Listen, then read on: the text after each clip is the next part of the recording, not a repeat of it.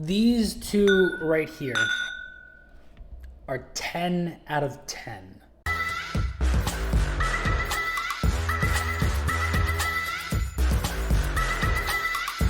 What's going on, everybody? Nathan here with the Everyday Drinker, bringing you guys the final episode of Whiskey Wars.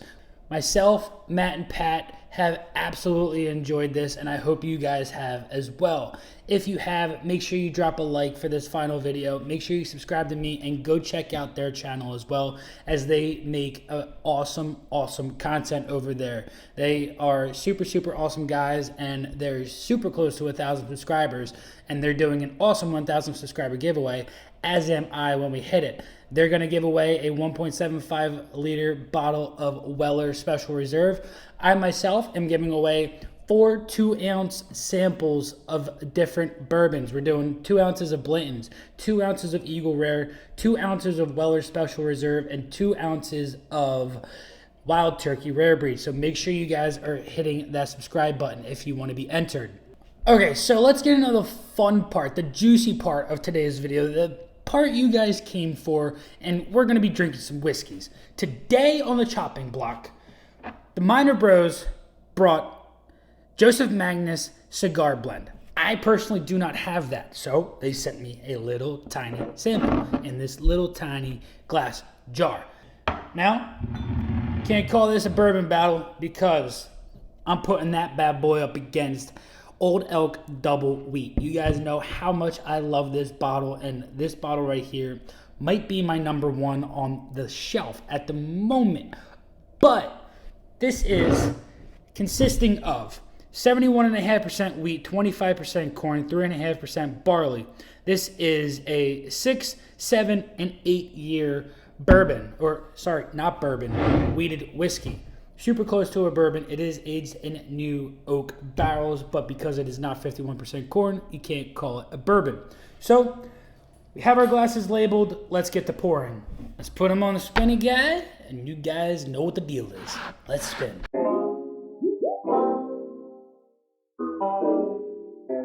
And one more for a good measure. So the cigar blend here is right at that 100 point something proof, and the Old Elk Double Wheat is at that 107 proof. So they're super close. Everything, in my opinion, from that 100 to 110 drinks very similar. So let's start on our left to right, and then we're going to go through it one more time.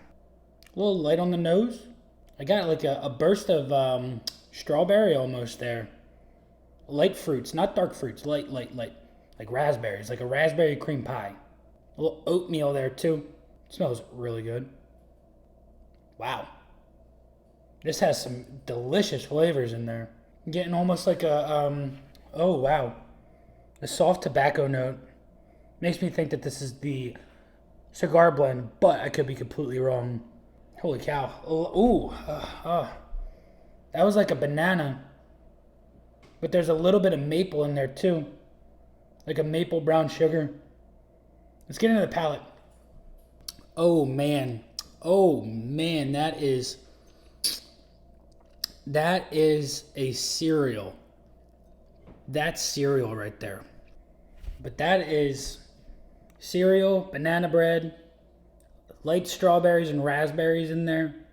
If this is the Old Elk, every time I go into it, I smell something completely different. But I still get those original, like, oatmeals and cereals and whatnot. I'm still getting that in this, if this is the Old Elk. But I'm finding a lot of fruits in here now today, too. It's all on the palate, too. It just transfers right over beautifully. It is so good. Getting a little bit of a toasted cereal with some confectioner sugar on top with a little bit of banana. That strawberry sweetness is there with the bitterness of a little bit of that raspberry in there, because strawberries aren't bitter, but raspberries have that little tiny bitterness to them if they're a little overripe, and that is there in there. Slight oak, a little grassy, a little floral, really good. Let's move into our right. Oh man. That's so herby. It's so herby. Like I got, the first thing I smelled was, whether this is right or wrong, I get like a slight rosemary in there. It's so dark. These are so different. Plum, oh man, it's so good. Oh man, it's so soft too. It's beautiful. It just goes right up into your nose and it just expands. The vanillas and caramels in this. This is so nice. Getting a slight tobacco, a little bit of leather. This is a cookie. The one on the left is a cookie for sure. And the one on the right, it's, oh man, it's like a full meal. This is dessert. This is the meal. Wow. Holy cow.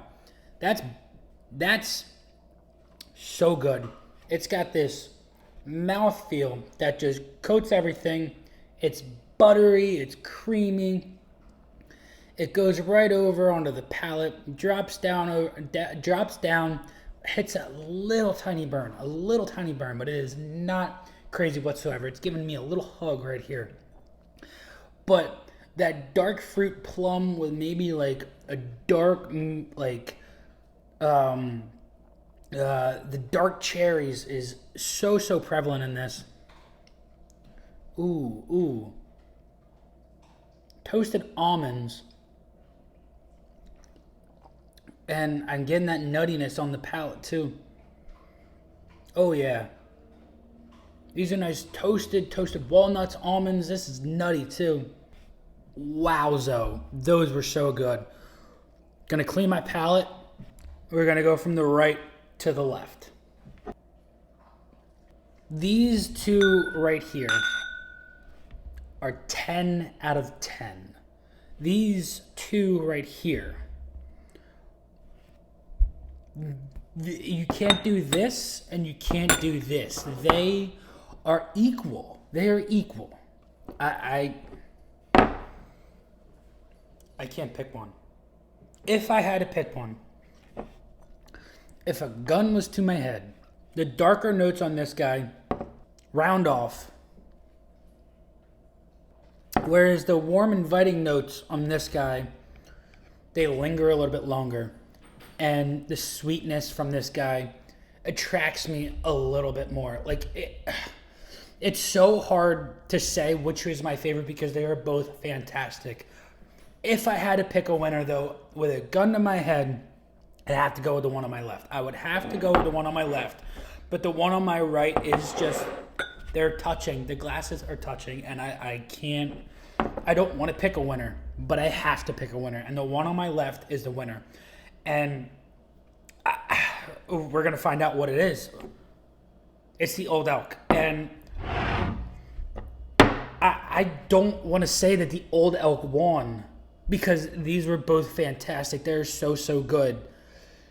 The Old Elk was so much, it had a little bit more warmness to it. It had a little bit more of that, like, the more inviting flavors that a lot of like traditional bourbon drinkers will find more attractive. Whereas the cigar blend, it had those beautiful dark fruits. It had that beautiful tobacco and leather note in there that just was absolutely fantastic. The rosemary in there just was something that I wasn't expecting, and just was, it brought me back to work, which was super strange. But in the instinct, I picked the Old Elk, but would I have an endless supply of both of these bottles? Yes, I would. In my book, we both picked winners. Until next time, guys, it's been Nathan with the Everyday Drinker. Cheers.